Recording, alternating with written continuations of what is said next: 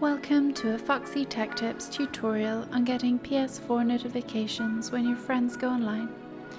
If you find this video helpful, please consider subscribing to my channel and liking the video.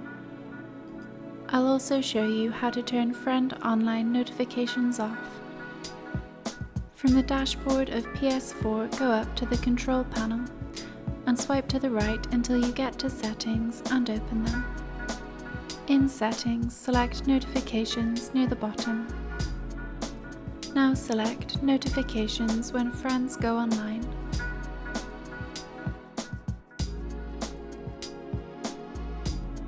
You can now choose Yes to enable notifications when your friends go online, or No if you don't want them.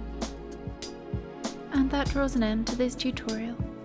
Please like the video if you found it helpful and subscribe to Foxy Tech Tips for more PlayStation tips and tricks.